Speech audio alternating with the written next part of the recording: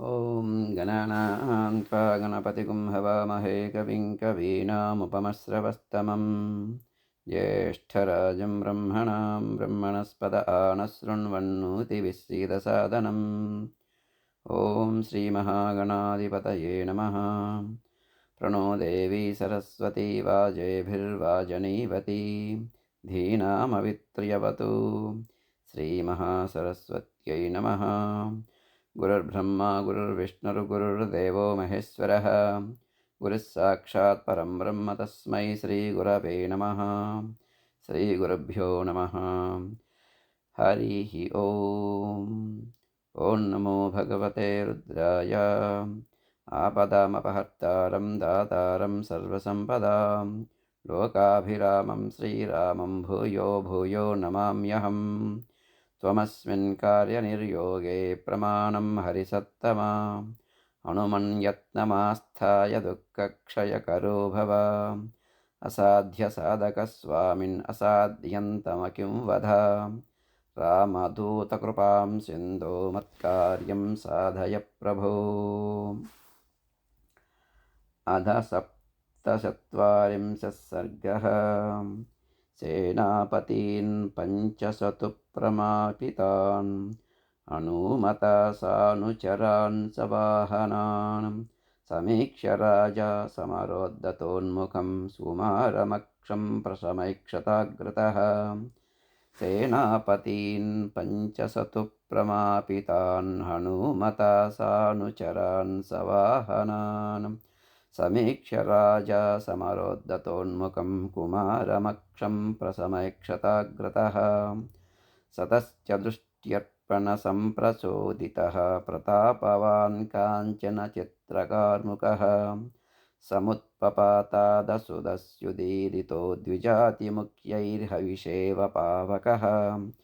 ततो महद्भालदिवाकरप्रभं प्रतप्तजाम्बूनदजालसन्ततं रदं समास्ताय ययौ सवीर्यवान् महाहरिन्तं प्रति नैऋतर्षभः। ततस्तपः सङ्ग्रहं सञ्चयार्जितं प्रतप्तजाम्बूनदजालसोपितं प्रताकिनं रत्नविभूषितध्वजं मनोजवाष्टाश्वरैः सुयोजितं सुरासुरादृश्यमसङ्गचारिणं रविप्रभं व्योमचरं समाहितं सतूनमष्टासि निबद्धबन्धुरं यदाक्रमावेशितशक्तितोमरं विराजमानं प्रतिपूर्णवस्तुना सहेमदाम्ना शशिसूर्यवक्षसा दिवाकराभं हृदमास्थितस्ततः स निर्जगामामरतुल्यविक्रमः सपूरयन् खञ्चमहीञ्च साचलां तुरङ्गमातङ्गमहारथस्वनैः बलैः समेतैः सहितोरणस्थितं समर्दमासीनमुपागमत्कपिम् सतं समासाद्य हरिं हरिक्षणो युगान्तकालाग्निमिव प्रजाक्षये अवस्थितं विस्मितजातसम्भ्रमः समेक्षताक्षो बहुमानचक्षुषा सतस्य वेगञ्च कपेर्महात्मनः पराक्रमञ्चारिषु पार्थिवात्मजः विचारयन् स्वञ्च बलं महाबलो हिमक्षये सूर्य इवाभिवर्धते सजातमन्युप्रसमीक्ष विक्रमं स्थिरं स्थितः संयति दुर्निवारणं समाहितात्मा हनुमन्तमाहवे प्रचोदयामास शरैस्त्रिभिस्सितैः तपः कपिन्तं प्रसमीक्ष गर्वितं जितश्रमं प्रशत्रुपराजयोर्जितम् अवैक्षताक्षः समुदीर्घमानसः प्रगृहीतकार्मुकः सहेमनिष्काङ्गदचारुकुण्डलः समाससादासु पराक्रमः कपिं तयोर्बभूव प्रतिमः समागमः सुरासुराणामपि सम्भ्रमप्रदः ररासभूमिर्न ततापभानुमान् ववौ न वायुः प्रचवालचाचलः कुपे कुमारस्य च वीक्षसंयुगं ननादचद्यौरुददिश्च चक्षुभे ततः स वीरः सुमुखान् प्रणत्रिणः सुवर्णपुङ्खान् सविशानिवोरगान् समाधिसंयोगविमोक्षतत्त्वविच्चरानदत्रीन् कपिमूर्ध्नपातयत् सतैश्शरैर्मूर्ध्नि समन्निपातितैः क्षरन्नसदृग्धविवृत्तलोचनः नवोदितादित्यनिभःसुरांशुमान् व्यरोचतादित्य युवांशुमालिकः ततः स पिङ्गाधिपमन्त्रिसत्तमः समीक्ष्य तं राजवरात्मजननीम् उदग्रचित्रायुधचित्रकार्मुकं जहर्षचापूर्यत चाहवोन्मुखः समन्दराग्लस्तयुवांशुमालिको विवृद्धकोपो बलवीर्यसंयुतः कुमारमक्षं सबलं सवाहनं ददाह नेत्राग्निमरीचिभिस्तदा ततः स बाणाशनचित्रकार्मुकः शरप्रवर्षो युधिराक्षसाम्बुधः शरान्मुमोचासु हरीश्वराचले बलाहको वृष्टिमिवाचलोत्तमे ततः कपिस्तं रणचण्डविक्रमं विवृद्धतेजो बलवीर्यसंयुतं कुमारमक्षं प्रसमीक्ष्य संयुगे ननादहर्षाद्गणतुल्यविक्रमः सबालभावाद्युतिवीर्यदर्पितः पवृद्धमन्युः क्षतजोपमेक्षणः समाससादापतिमं कपिं रणे गजो महाकूपमिवावृतं तृणैः सतेन बाणैः प्रसवन्निपातितैश्चकारनादं गणनादनिस्वनः समुत्पपातासु नभः समारुतिर्भुजोर्विक्षेपणघोरदर्शनः समुत्पतन्तं समभिद्रवद्बिलीसराक्षसानां प्रवरप्रतापवान् रदिश्रेष्ठतमः किरणशरैः पयोदरः शैलमिवांशवृष्टिभिः सताञ्चरांस्तस्य हरिर्विमोक्षयन् चचारवीरपदिवायुसेविते शरान्तरे मारुतवद्विनिष्पितन्वनोजवः संयति चण्डविक्रमः तमात्तबाणासनमहवोन्मुखं कमास्तृणन्तं विशिखैः शरोत्तमैः अवैक्षताक्षं बहुमानचक्षुषा जगामचिन्ताञ्च समारुतात्मजः ततः शरैर्भिन्नभुजान्तरः कपिः कुमारवीर्येण महात्मना नधन् महाभुजः कर्मविषेत तद्विचिन्तयामास रणे पराक्रमम् अबालवद्बालदिवाकरप्रभः करोत्ययं कर्म महन्महाबलः न चास्य सर्वाहवकर्मसोभिनः प्रमापने मे मतिरत्र जायते अयं महात्मा च महां च वीर्यतः समाहितश्चातिसहश्च संयुगे असंशयं कर्म गुणोदयादयं सनागयक्षैर्मुनिभिश्च पूजितः पराक्रमोत्साहविवृद्धमानसः समीक्षते मां प्रमुखागतस्थितः पराक्रमो ह्यस्य मनांसि कम्पये सुरासुराणामपि शीघ्रगामिनः न कल्वयं नाभिभवेदुपेक्षितः पराक्रमो ह्यस्य रणे विवर्धते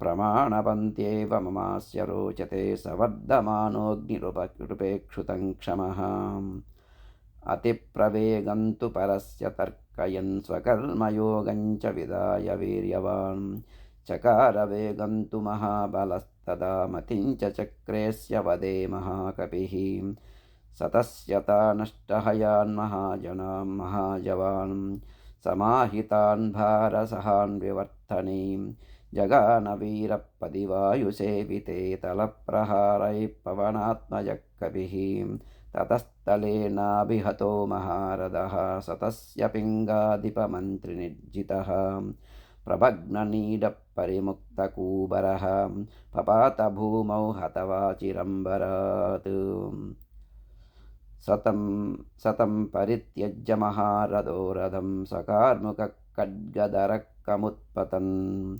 तपोभियोगादृशिरुग्रवीर्यवान् विहाय देहं मरुतामिवालयं ततः कपिस्तं विचरन्तमम्बरे पतत्रिराजानिलसिद्धसेविते समेत्य तं मारुततुल्यविक्रमः क्रमेण जग्राह सपादयोर्दृढं सतं समाविद्य सहस्रशः कपिः महोरगं गृह्य इवाण्डजेश्वरः मुमोच वेगात् पितृतुल्यविक्रमो महीतले संयति वानरोत्तमः सभग्नबाहुरुकटीर्हिरोधरः क्षरन्नसृग्निर्मदितास्तिलोचनः प्रभिन्नसन्धिप्रविकीर्णबन्धनो हतः क्षितौ वायुसुतेन राक्षसः महाकपिर्भूमितले निपीड्यतं चकार रक्षोऽधिपतेर्महद्वयम् महर्षिविक्रश्च चरैर्महाव्रतैः समेत्य भूतैश्च स यक्षपन्नगैः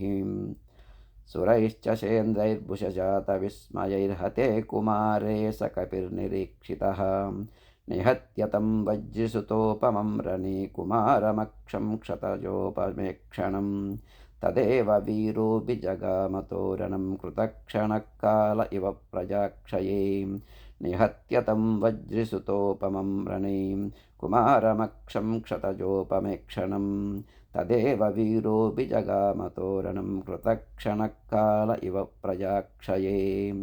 इत्यार्षे श्रीमद्रामायणे वाल्मीकीये आदिकाव्ये सुन्दरकाण्डे 47 सर्गः समाप्तः। आपदामपहर्तारं दातारं सर्वसम्पदां लोकाभिरामं श्रीरामं भूयो भूयो नमाम्यहं।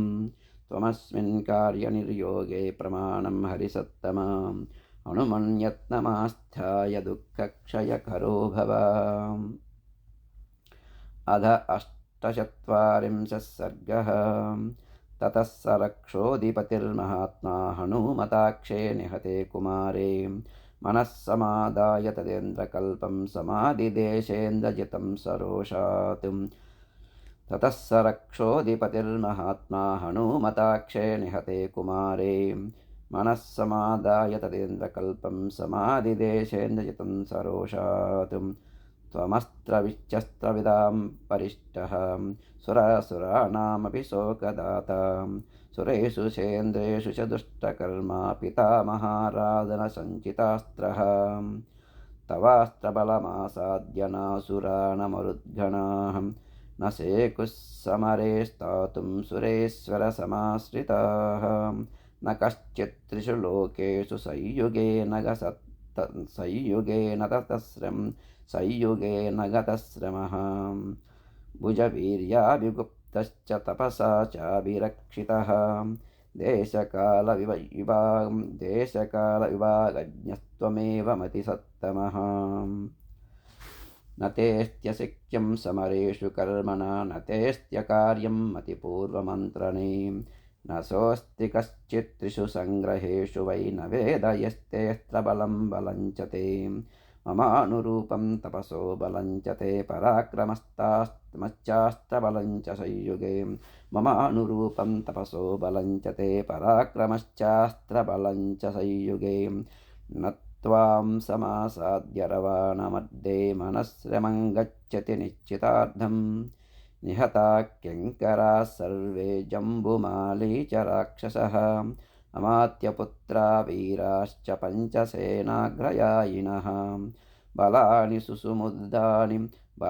सुसमृद्धानि सास्वनागरदानि च सहोदरस्ते दयितः कुमारोक्षश्च सूदितः न हि तेष्वेव मे सारो यस्त्वय्यरिनिषूदना इदं हि दृष्ट्वा मतिमन्महद्बलं कपे प्रभावं च पराक्रमं च त्वमात्मनश्चापि समीक्ष्य सारं कुरुष्व वेगं स्वबलानुरूपं बलावमर्दस्त्वयि सन्निकृष्टे यदा गते शाम्यति शान्तशत्रौ तदा तमीक्ष्यात्मबलं परं च समारभस्वास्त्रविदां वरिष्ठां न वीरणेनागणसोच्यवन्ति न वज्रमादाय विशालसारं न मारुतस्यास्य गते प्रमाणं न चाग्निकल्पकरकेण हन्तुं तमेव मद्दं प्रसमीक्ष्य सम्यक् स्वकर्मसाम्याद्यसमाहितात्मा स्मरन् च दिव्यं धनुषोऽस्त्रवीर्यं प्रजाक्षतं कर्म समारभस्व न किल्बियं मतिश्रेष्ठा यत्त्वां सम्प्रेषयाम्यहम् ययं च राजधर्माणां क्षत्रस्य च मतिर्मता नानाशस्त्रैश्च सङ्ग्रामे वैशारद्यमरिन्दमा अवश्यमेव बोद्धव्यं काम्यश्च विजयोरणे ततः पितुस्तद्वचनं निशम्य प्रदक्षिणं दक्षसुतप्रभावः चकार भर्तारमदीनसन्त्वोरणाय वीरप्रतिपन्नबुद्धिः ततस्तैः स्वगणैरिष्टैरिन्द्रजित्प्रतिपूजितः युद्धोद्धतकृतोत्साहः सङ्ग्रामं प्रत्यवध्यत श्रीमान् पद्मपलाशाक्षो राक्षसाधिपतेः सुतः निर्जगाममहातेजाः समुद्र इव पर्वसु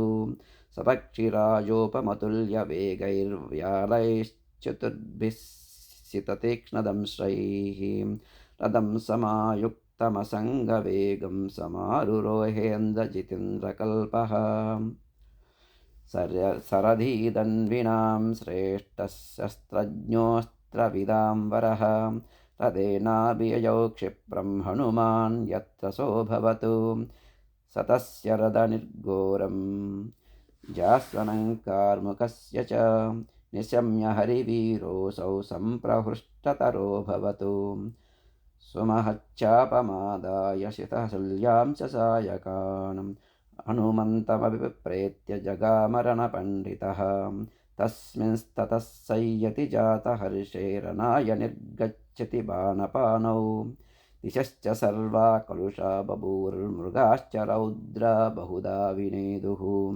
समागतास्तत्र तु नागयक्ष महर्षयश्चक्रचराश्च सिद्धाः नभः समावृत्य च पक्षिसङ्गा विनेदुरुच्चैः परमप्रहृष्टाः आयान्तं शरदं दृष्ट्वा तूर्णमिन्द्रजितं कपिः विननादमहानादं व्यवर्धत च वेगवान् इन्द्रजित्तुरदं दिव्यमास्थितश्चित्रकार्मुकः धनुर्विस्फारयामास तटिदूर्जितनिस्वनं ततः समेतावति तीक्ष्णवेगौ महाबलौ तौ रणनिर्विशङ्कौ कपिश्च रक्षोऽधिपतेश्च पुत्रः सुरासुरेन्द्राविवबद्धवैरौ सतस्य वीरस्य महारथस्य धनुष्मतः संयति सम्मतस्य शरप्रवेगं ह्यवनत्प्रवृद्धश्चचारमार्गे पितुरप्रमेये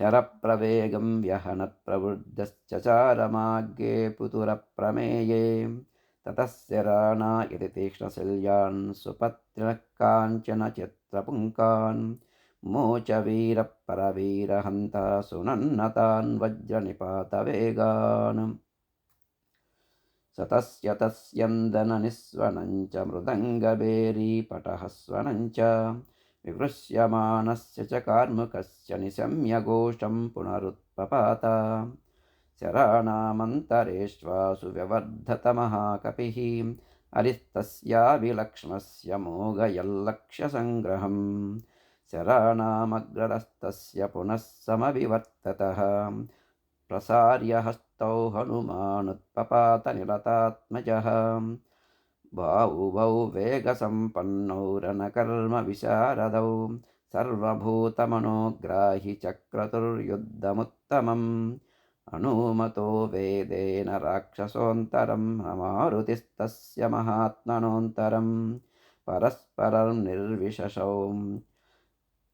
परस्परं निर्विशहौ बभूवतुः समेत्यतौ देवसमानविक्रमौ ततस्तु लक्ष्येश विहन्यमाने शिरेष्वमोघेषु च सम्पतस्तु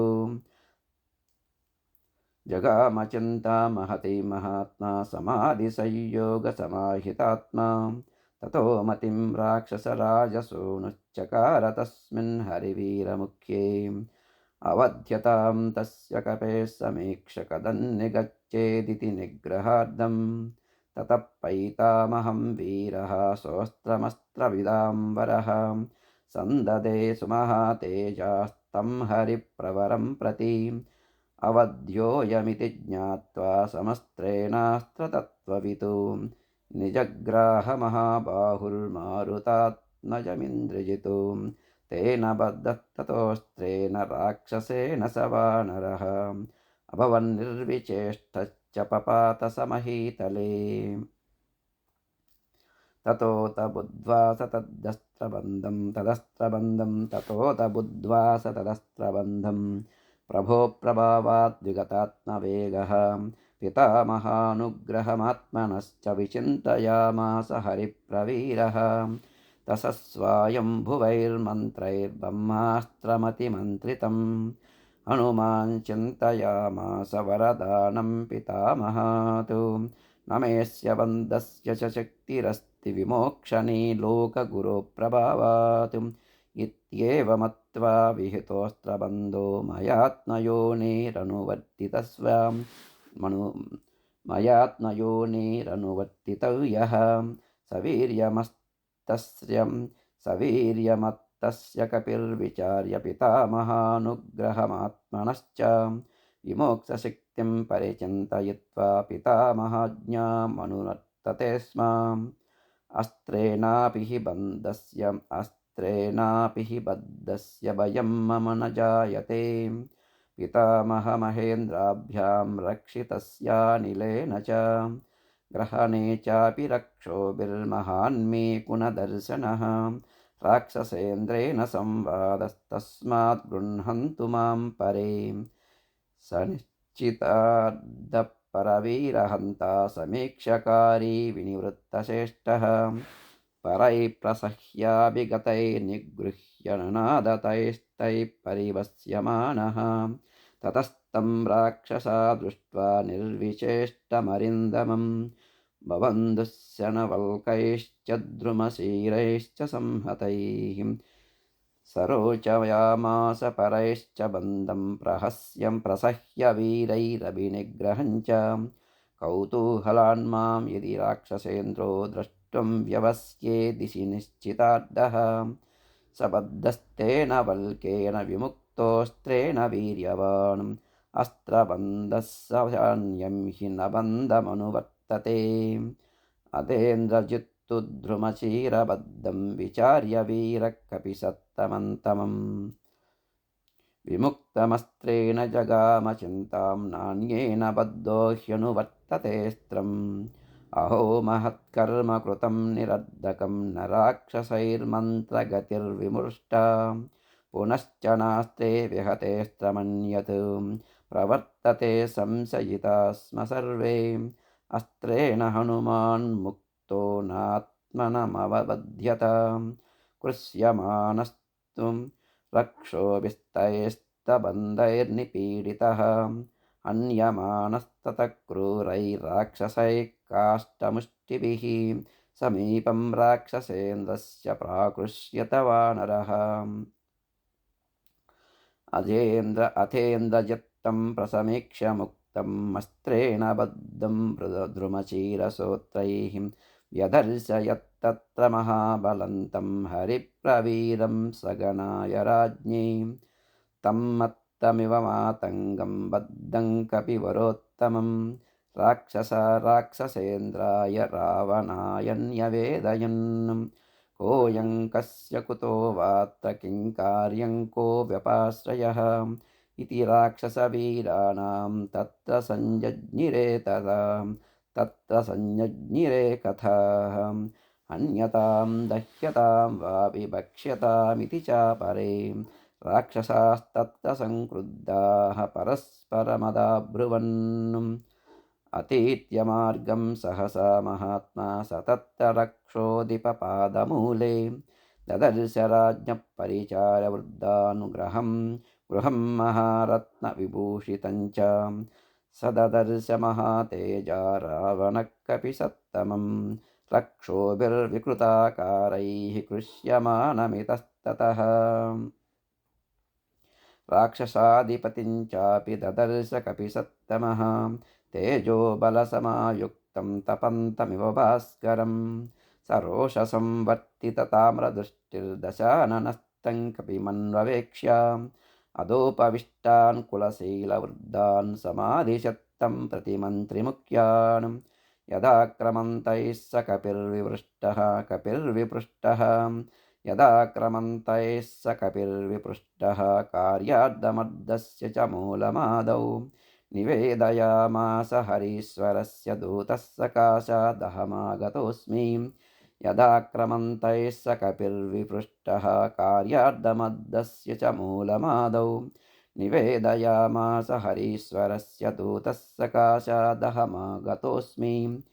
इत्यार्षे श्रीमद् रामायणे वाल्मीकीये आदिकाव्ये सुन्दरकाण्डे 48 सर्गः समाप्तः।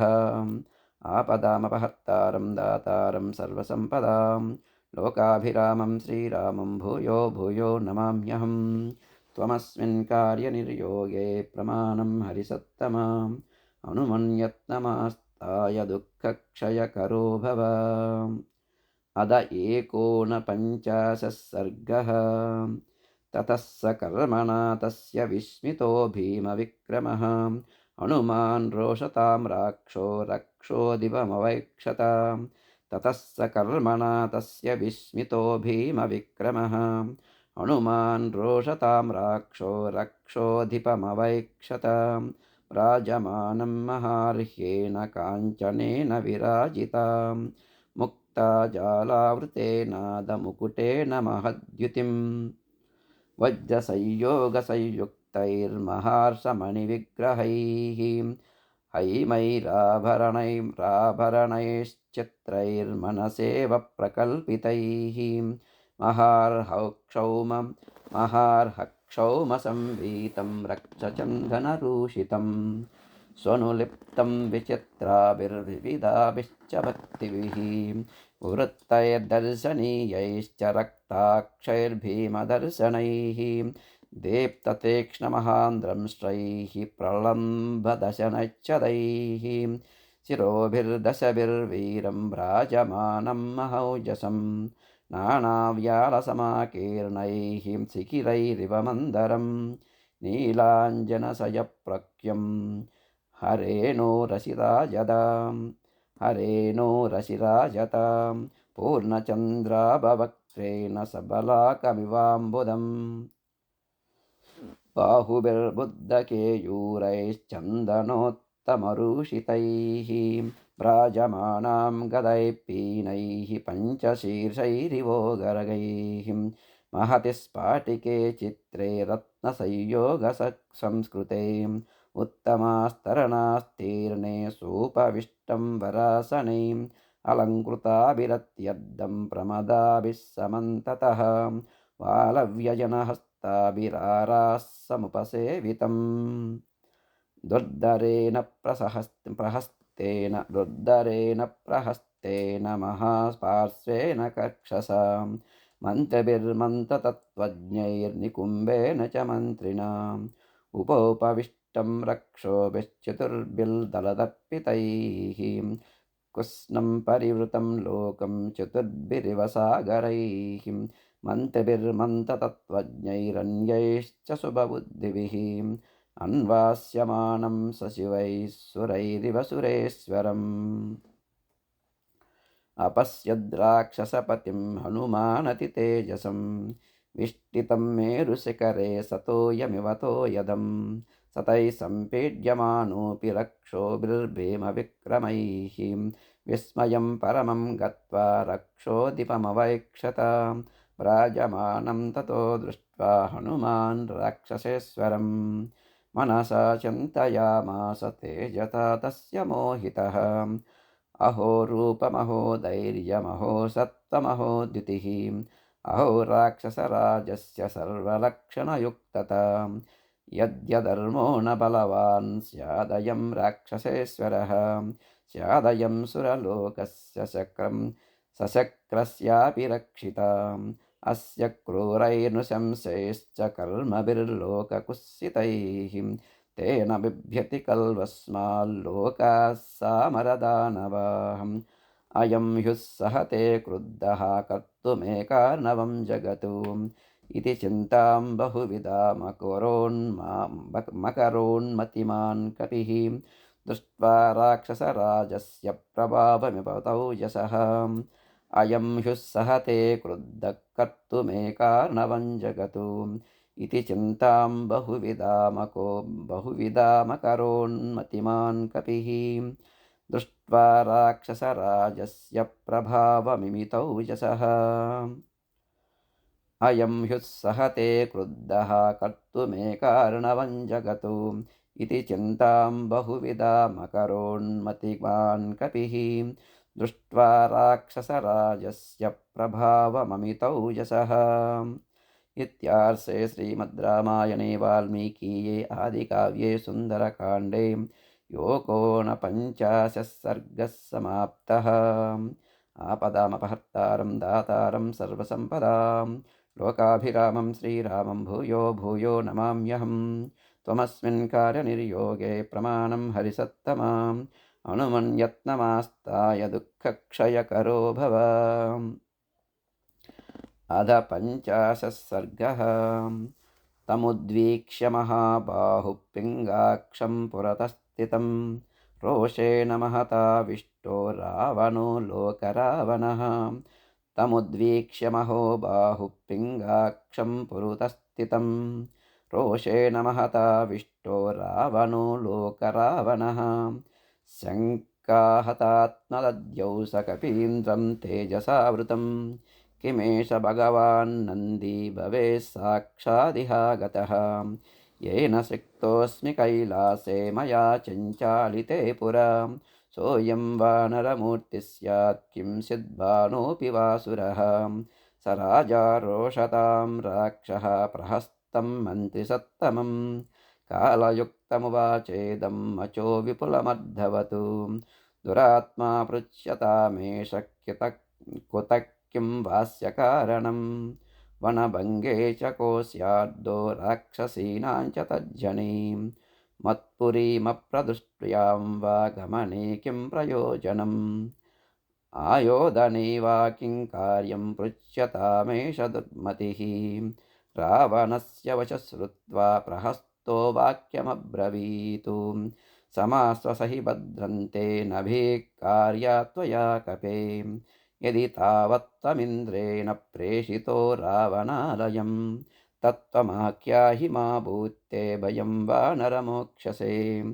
यदि च वैश्रवणस्य त्वं यमस्य वरुणस्य च चारुरूपमिदं कृत्वा प्रविष्टो न पुरीमिमां विष्णुना प्रेषितो वापि दूतो विजयकाङ्क्षिणां न हि ते वानरं तेजो रूपमान्त्रं तु वानरं तत्त्वतः कदयास्वाद्य ततो वानरमोक्षसे। अनृतं वदतश्चापि दुर्लभं तव जीवितम् अदवायन्निमित्तं ते प्रवेशो रावणालये। एवमुक्तो हरिश्रेष्ठस्तदा रक्षो गणेश्वरम् अब्रवीन्नास्मि चक्रस्य यमस्य वरुणस्य वा धनदेन न मे शक्यं विष्णुना नास्मि शोधितः। जातिरेव मम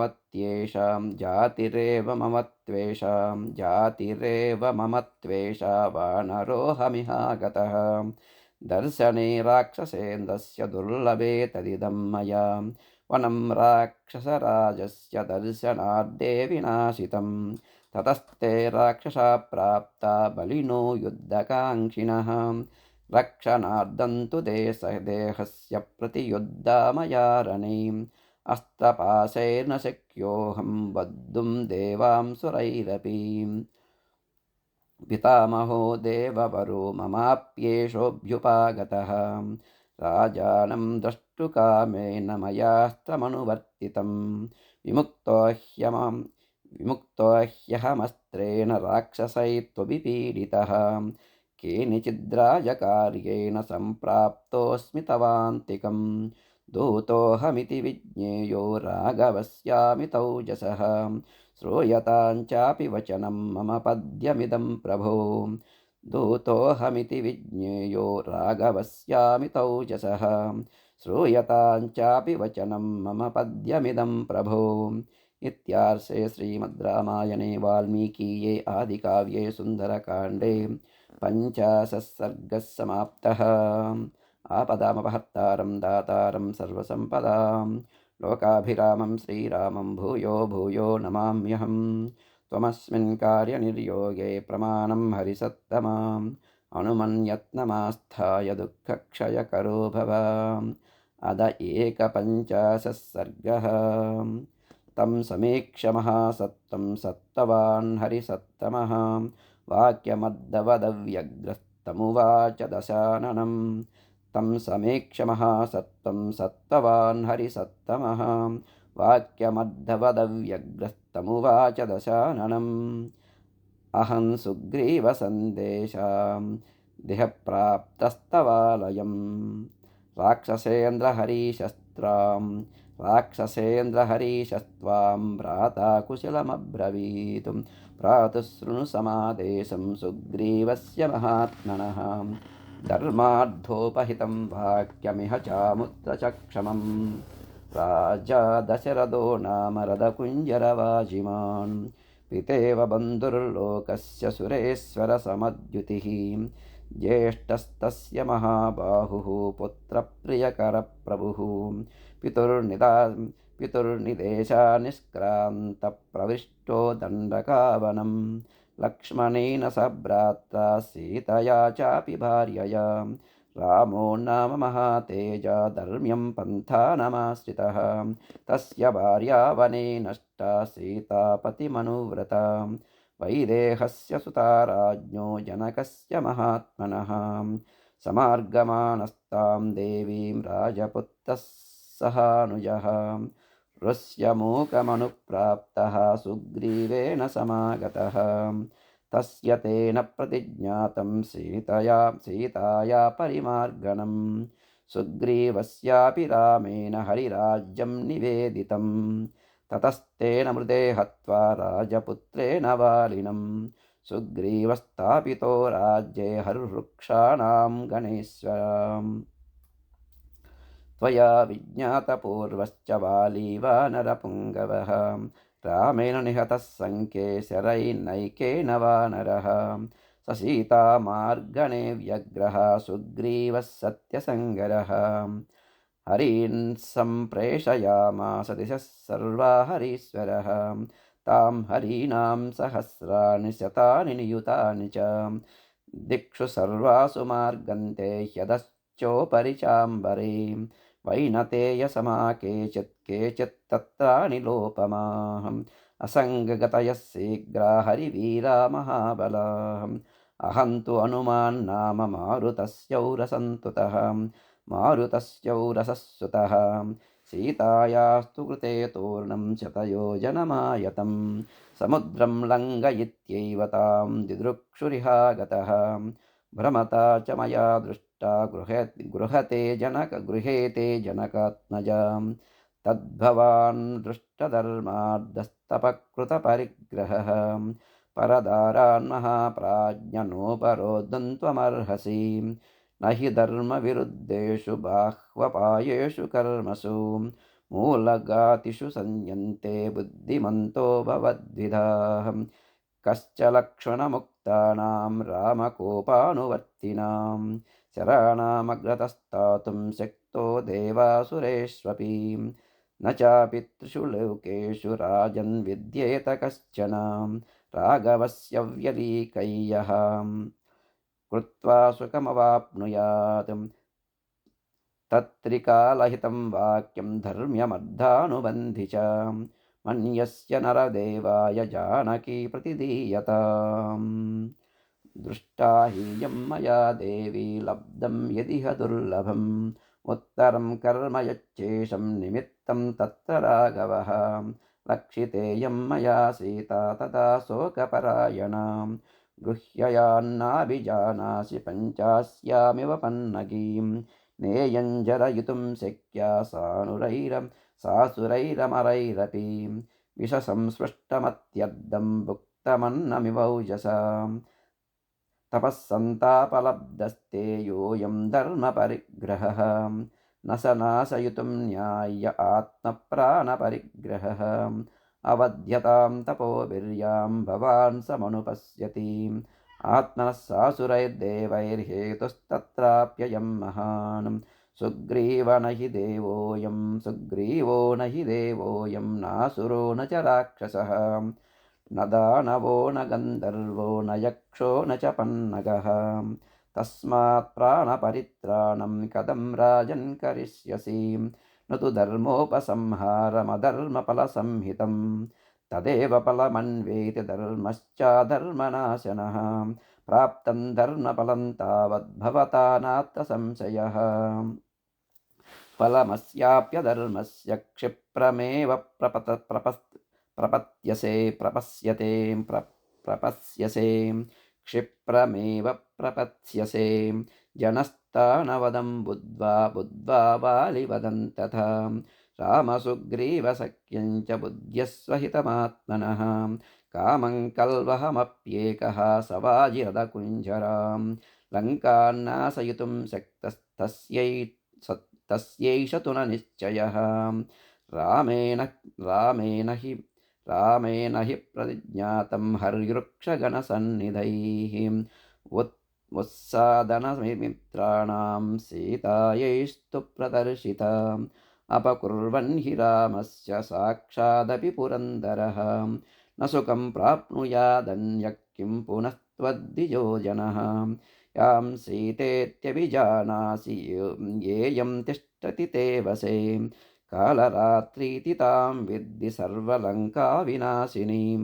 तदलङ्कालपाशेन सीताविग्रहरूपिणा स्वयं स्कन्धावसक्तेन क्षममात्मनि चिन्त्यताम् सीतायास्तेजसा दग्धां रामकोपप्रपीडितां दह्यमाना विमां पश्य पुरीं साट्टप्रतोलिकां स्वानि मित्राणि मन्त्रीं च ज्ञातीन् भ्रातॄन् सुतान् हितान् भोगां दारां च लङ्कां च मा विनाशमुपानय सत्यं राक्षसराजेन्द्र शृणुष्व वचनं मम रामदासस्य दूतस्य वानरस्य विशेषतः सर्वान् लोकान् सुसंवृत्य सुभुहं सभूतान् सचराचरान् पुनरेव तथा स्रष्टुं शक्तो रामो महायशः देवासुरनरेन्द्रेषु यक्षरक्षो गणेषु च विद्याधरेषु सर्वेषु गन्धर्वेषु रगेषु च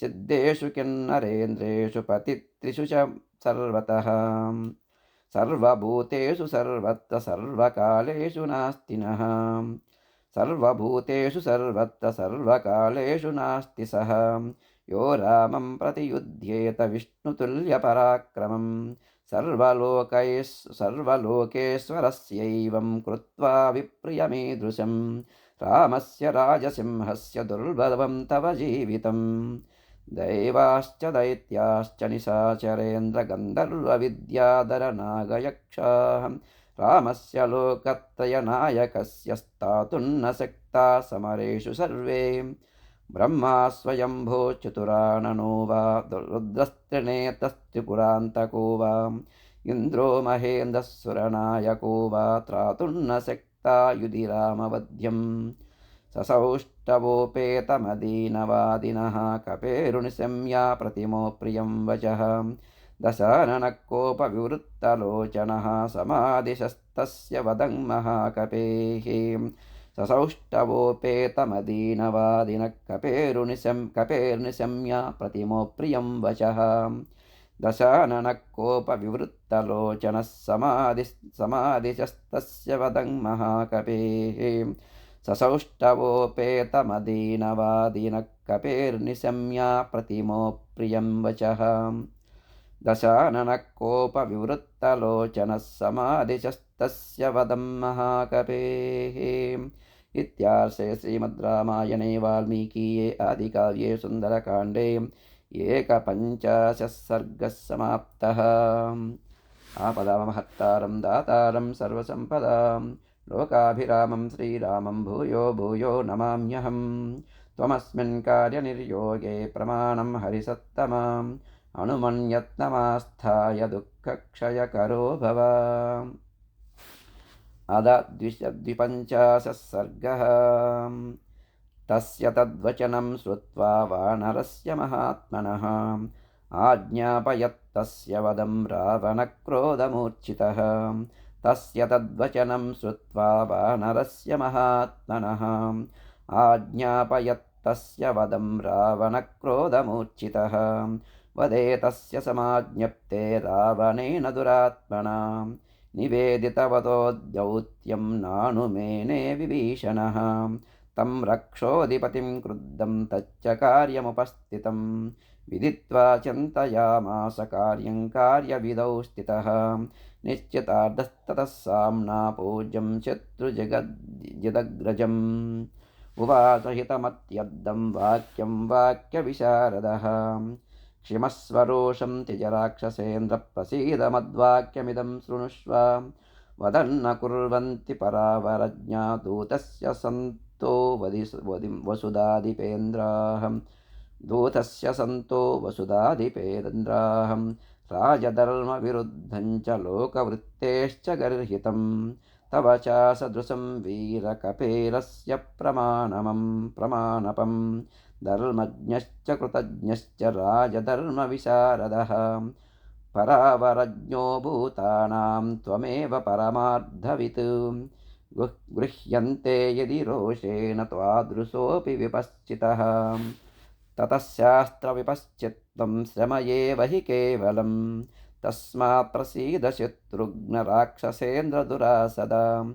युक्तायुक्तं विनिश्चित्य दूते दण्डो विधीयताम्।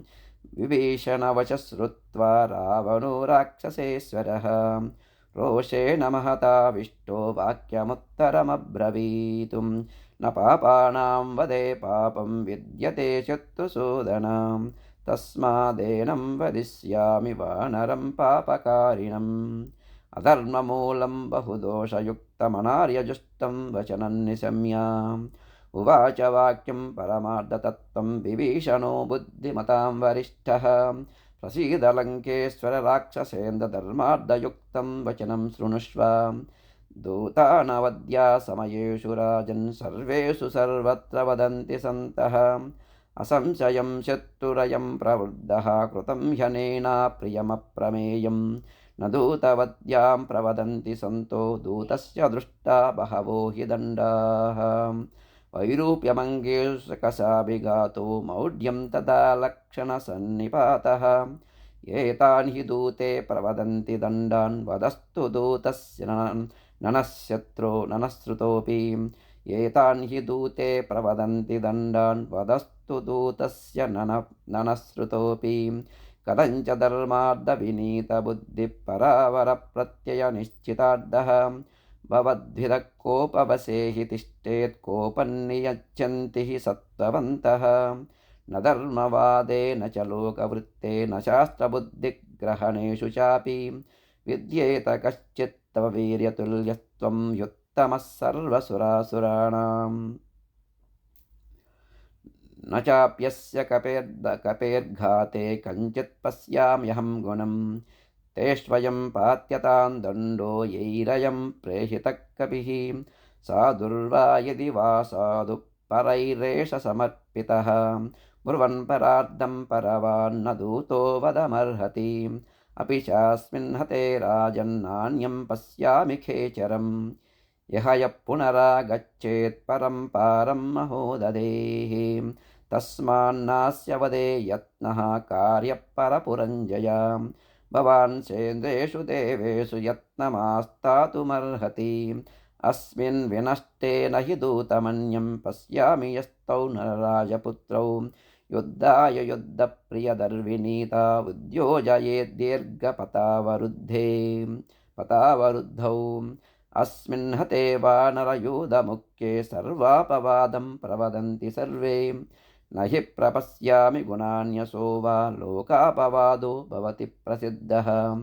पराक्रमोत्साहमनस्विनाञ्च सुरासुराणामपि दुर्जयेन त्वया मनोनन्दननैऋताणां युद्धायतिर्नाशयितुं नाशयितुं युक्तां कृताश्च सर्वाश्च समिहापिं समाहिताश्च कुलेषु जाताश्च महागुणेषु मनस्विनः वरिष्ठा कोट्यग्रतस्ते सुवृताश्च योधाः तदेकदेशेन बलस्य तावत् केचित्तवादेशकृतो वियान्तु तौ राजपुत्रौ विनिगृह्य मूढौ परेषु ते भावयितुं प्रभावम् निशाचराणामधिपोऽनुजस्य विभीषणस्योत्तमवाक्यमिष्टम् जग्राहबुद्ध्या सुरलोकशत्रुर्महाबलो राक्षसराजमुख्यः क्रोधञ्च जातं हृदयेऽनुरुध्य विभीषणोक्तं वचनं सुपूज्य उवाच रक्षोऽधिपतिर्महात्मा विभीषणं शस्त्रभृतां वरिष्ठम् क्रोधञ्च जातं हृदयेऽनुरुध्य विभीषणोक्तं वचनं सुपूज्य उवाच रक्षोऽधिपतिर्महात्मा विभीषणं शस्त्रभृतां वरिष्ठम् इत्यार्षे श्रीमद् रामायणे वाल्मीकीये आदिकाव्ये सुन्दरकाण्डे 25 सर्गः समाप्तः। आपदामपहर्तारं दातारं सर्वसम्पदां लोकाभिरामं श्रीरामं भूयो भूयो नमाम्यहं त्वमस्मिन् कार्यनिर्योगे प्रमाणं हरिसत्तमा हनुमन्यत्नमास्थाय दुःखक्षयकरो भव यदक्षरपदभ्रष्टं मात्राहीनं च यद्भवेत् तत्सर्वं क्षम्यतां देव नारायण नमोऽस्तु ते विसर्गबिन्दुमात्राणि पदपादाक्षराणि च न्यूनानि चातिरिक्तानि क्षमस्व पुरुषोत्तमः कायेन वाचा मनसेन्द्रियैर्वा बुद्ध्यात्मना वा प्रकृते स्वभावात् करोमि यद्यः सकलं परस्मै नारायणायेति समर्पयामि श्रीमन्नारायणायेति समर्पयामि सर्वं श्रीकृष्णार्पणमस्तु श्रीरघुनन्दन परब्रह्मणे नमः।